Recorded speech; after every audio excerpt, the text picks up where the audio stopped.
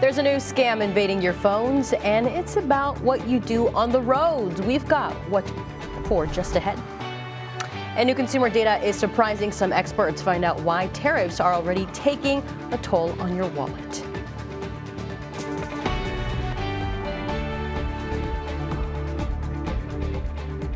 Well, good evening and thank you for joining us. I'm Clara Benitez Cortez. We begin tonight with details on what caused the fatal shooting in Alice on Wednesday night. Investigators say the victim, Jason Benavides of Orange Grove, had arranged to meet with the suspects in Alice in a drug for guns deal. When Benavides arrived at the location, several people got out of the car and opened fire with AR-15s and handguns. Benavides was killed. 2 other people in the vehicle were injured. Investigators tracked down the 4 suspects in Heronville and arrested them on Friday. They are 18-year-old Nathan and Nathan Canales, 19-year-old Zaya Moss, and 20-year-old Michael Renteria. On Friday, September the 12th, 2025, 4 individuals were arrested and charged with the murder of Jason Benavides. All 4 suspects also confessed to the crime of their involvement and are currently being held in the Jim Wells County Jail at a $2 million bond. Other law enforcement agencies that helped in this investigation included the Texas Rangers, the DPS, Texas Parks and Wildlife, the Jim Wells Sheriff's Office, and the Jim Wells County Sheriff's Office. Well, the prosecutor in the Charlie Kirk assassination said today he is seeking the death penalty for the suspected killer. In a briefing Tuesday, Utah County Attorney Jeff Gray announced a host of charges filed against 22-year-old Tyler Robinson. They included aggravated murder, felony discharge of a firearm, and obstruction charges. Gray says that while he talked to members of the governor's and president's administrations, he decided to seek the death penalty on his own. And in this case surrounding the murder of the United Healthcare CEO Brian Thompson, New York State has thrown out some of its charges against Luigi Mangione. Judge Gregory Caro dismissed 2 murder charges related to terrorism, but approved murder in the 2nd degree. The 27-year-old still faces federal charges and other state charges in Pennsylvania. He has, he has pled not guilty on all charges. And have you gotten a text lately about an unpaid traffic ticket? If you have, be careful. The Better Business Bureau says it could be part of a phishing scam. The text uses urgency and links to trick you into giving up personal and financial information. It warns of serious penalties if you don't pay or click the link. But don't fall for it. Ignore the text and don't even try to interact with the number. Even if you're just saying, hey, take me out of this group text, what you're basically telling them is that there is activity on the other end of that line. So they're just going to continue to target you. If you're unsure, verify it yourself by calling or checking the official Department of Motor Vehicles website. And remember, government agencies will never contact you by text, email, or phone. Wait for the letter in the mail before taking action. And while the new Harbor Bridge finally opened this summer, but that doesn't mean work on the project is done. Overhead sign installation is going to lead to some closures tonight through Thursday. Beginning at 9 tonight, the northbound Crosstown flyover to southbound I-37 will be closed until 6 tomorrow morning. There will also be some partial frontage road closures. The same closures will repeat tomorrow night through Thursday morning. And be prepared for detours if you plan on driving through that area tonight or tomorrow night. And changing a name is as simple as ABC, right? Well, not when it comes to the American Bank Center.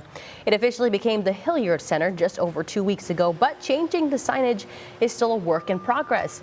A crew began working on the outdoor name change around 7 this morning. We checked out their progress around mid-morning, and they only had managed to remove the letter A. Now, they were apparently having some mechanical issues with a lift they were using.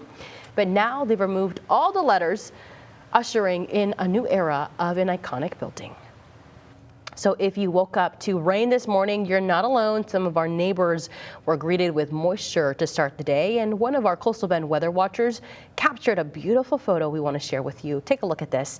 Carrie Chu from Portland posted this gorgeous view on our Facebook page. Look at that rainbow.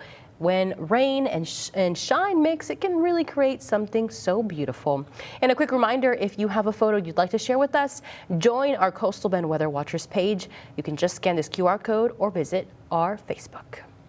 Now, unfortunately, we can't predict when or where rainbows might show up, but we can give you a look at the forecast. And we're joined now by meteorologist Stephanie Lauber for more on that. Well, thankfully, we're going to have more of what brings the rainbows, just some rain in the forecast. And giving another shout out to our Coastal Bend weather watchers. If you're not part of the group, go on to Facebook and join. It's a great community. In fact, we're sending a special shout out to one of our Coastal Bend weather watchers, welcoming in his granddaughter. So congrats to the new family. You can check it out in the Coastal Bend weather watchers group.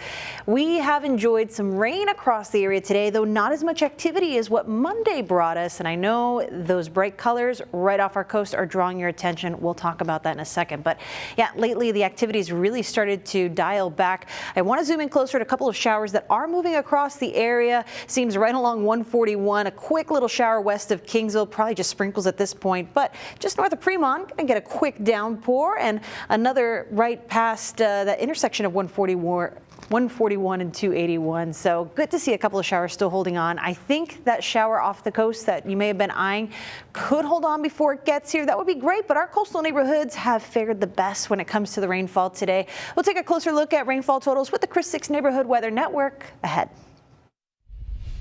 I'm Tony Jaramillo, your neighborhood news reporter on the South Side. This week is Neonatal Nurses Week. For Larissa Gonzalez, her son being born premature at 29 weeks went from a challenge to a calling. He came 2 months early, so he was admitted here immediately from birth. A NICU stay at Driscoll Children's Hospital. Larissa Gonzalez's son Caleb stayed about a month, and she had an outcome she never expected. It was extremely hard time for us, but at the end of it, like looking back, it was one of the most rewarding, and I would not change it for the world. At the time in 2023, Larissa was an ICU nurse, unfamiliar with the NICU territory. Every day I just had this tug at my heart. I had a huge change of heart. I didn't want to be in the adult world anymore. Gonzalez tells me the care and patience staff gave to her son and family was all it took to make the leap from the adults to the tiny but mighty patients. I had a huge admiration for the nurses here, the doctors here, everybody I encountered, speech, OT, PT, this entire world was so different, and I could not wait to be a part of it. Larissa became a NICU nurse 6 months later for a full circle moment. It's not always easy, it's not all rainbows, holding babies. It's very, very hard sometimes.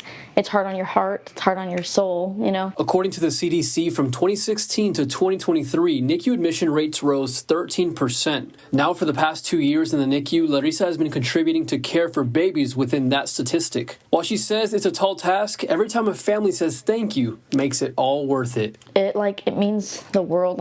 Of course, we never do anything for the recognition or for the thanks. Our end goal is get these babies home and get them home as quickly as we can, as safely as we can. Gonzalez tells me every day is a mission to give her patients and the parents the same compassion her family received. On the South Side, I'm your neighborhood news reporter, Tony Jaramillo, Chris 6 News. Well, following the Central Texas floods, many cities are implementing emergency plans in case of natural disasters. Case in point, Robstown is integrating the STEER program by local police. STEER stands for the State of Texas Emergency Assistant Registry. Chief Mike Tames says this is to help those who are most vulnerable in case of an emergency, such as a natural disaster. Neighborhood News reporter Stephanie Molina spoke to Chief Tames about why they decided to do this. This registry just helps us locally find out more about those people. It also gives us an opportunity to see when we do have to evacuate, do we have everything ready to evacuate every single person individually? Now, Robstown Police will evaluate their database every 6 months to verify who is registered. To find out how to register, visit christv.com. Well, taking a look outside on our SPID Skycam. It's a busy Tuesday in the Coastal Bend. Stick around for traffic with Stephanie Lauber. That's after the break. You're watching Chris 6, part of the Scripps News Group. Welcome back. As businesses and consumers brace for increased costs because of global tariffs, the prices of imported goods in the U.S. unexpectedly jumped by 0.3% last month. According to the Bureau of Labor Statistics, it happened before factoring in any tariffs. Economists had expected to see a decline in import prices. Instead, it's been an increase. The jump in price means foreign countries are not taking as much of the cost of tariffs as the U.S. is. And tariffs around the corner, the unemployment ticking up, and experts are keeping an eye on how the economy is responding. Scripps News Group's Maya Rodriguez explains how some industries continue to thrive despite the uncertainty. Consumers picked up their spending in August. I'll search what store has it cheaper and then go from there. Still shopping, but with added caution. If it doesn't say clearance, we're not even going to look there. Americans increased their spending more than expected, with retail sales up 0.6% from July to August. That's despite a hiring slowdown and higher unemployment rate of 4.3%.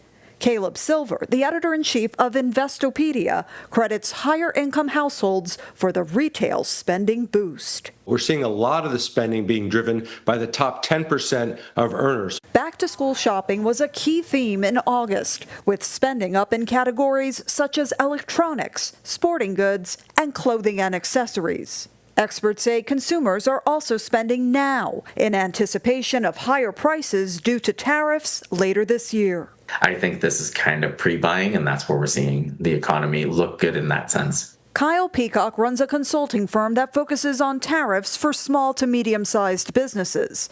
He says retail giants like Walmart and Home Depot raised prices due to tariffs early on, but says other industries will soon follow. We're getting a lot of companies that are just placing the orders now that are seeing the ramifications of tariffs. Retailers like Walmart, Macy's, and Best Buy report their customers are still buying, but are much more selective about how they spend their money.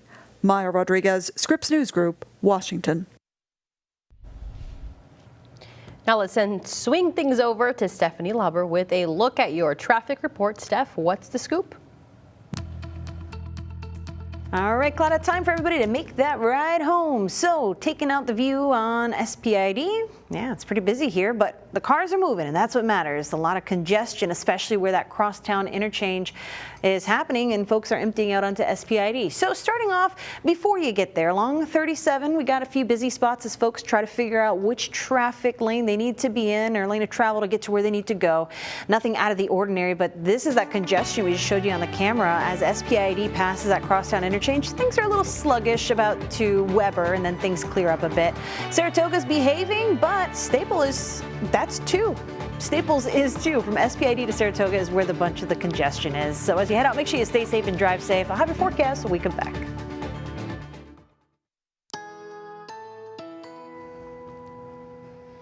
All right, so we told you about some traffic on Staples that's been behaving. Imagine if we had more rainfall out there. We're not seeing really a whole lot of activity, but I know there's a colorful spot that may be catching your eye out over the Gulf. It's this one right here, and those bright colors tell us that is a juicy downpour of rain heading our way. The question is, will it hold on long enough to make it ashore? A lot of the rain we've seen today has kind of lessened as it approached the coast and kind of fallen apart as it moved inland over the past few hours, but there are still a few showers out there. So we'll hope that batch over the Gulf makes it inland, but a couple of sprinkles still holding on in Jim Wells and Clayburgh County. Now today, there's been less activity than what we picked up yesterday. So the watershed hasn't seen all too much of the action, but there have been some showers around Lake Corpus Christi today. Most of that has been just to the south around Mathis and just to the east of Orange Grove. Now, the coastal neighborhoods, however, they've done pretty well today. Look at these radar estimates, the darker shades of blue showing where some of those rainfall totals likely around 1/4 of an inch on the way to a 1/2 inch. We'll take a closer look with the Chris 6 Neighborhood Weather Network. Port Aransas picked up more than a 1/2 inch officially at the reporting station out there, but the Neighborhood Weather Network is showing that some of our neighbors on the south side didn't do too poorly either, around almost 2/10 of an inch off San Benito Drive, coming in at 0.18. 0.12 by the Oso Creek off both Garden Court and Taylor's Way Court. So there are some pluses to be recognized. Out along Padre Island, we saw a good deal here too, around 3/10 of an inch, almost 4 off Granada Drive, 0.35. nearly that off Vortex 3.34. In terms of rainfall, this isn't too bad because those were quick passing showers.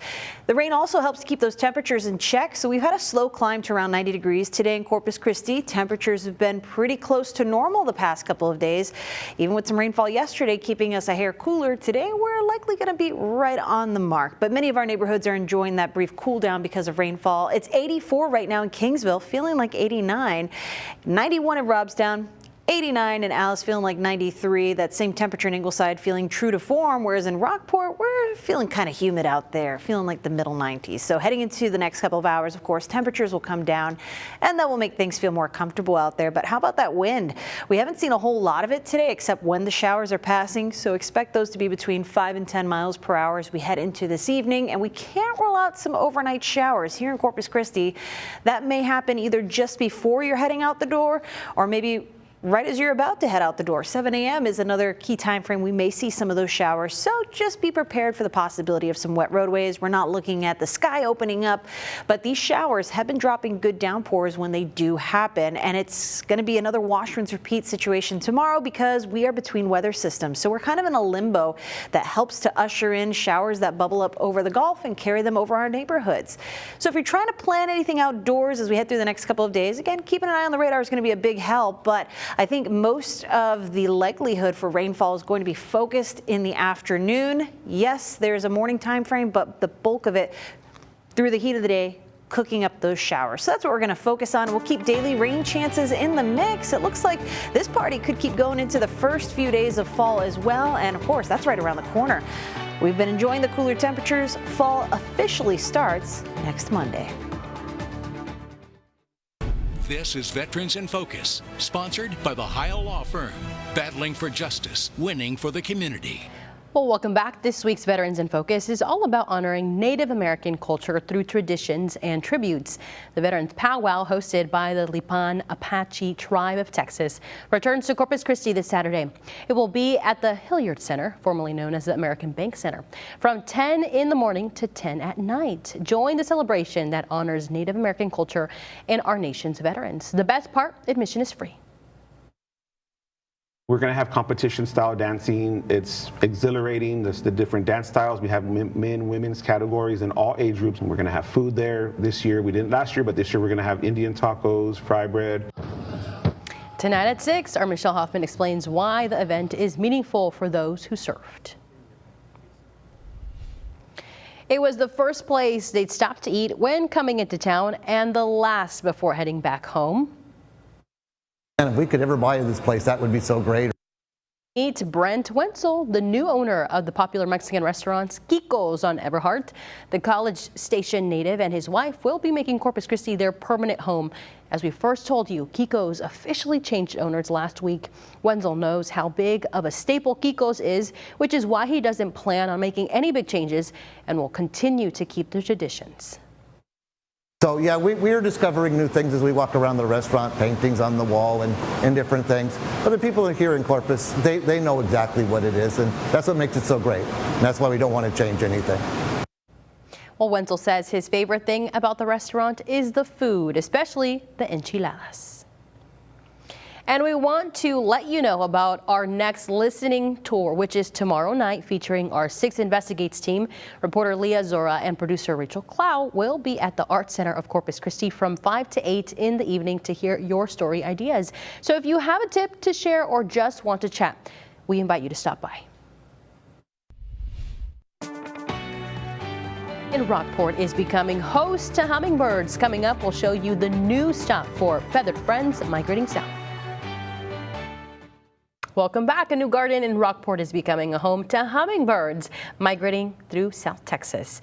The KOA Journey Campground held a ribbon cutting today for its brand new hummingbird garden. The attraction has plants and bird feeders protected by a fence so birds can stop and have a snack or just rest during the journey down south. Look at that hummingbird. And hummingbirds can travel between 2,000 and 4,000 miles on their migration routes.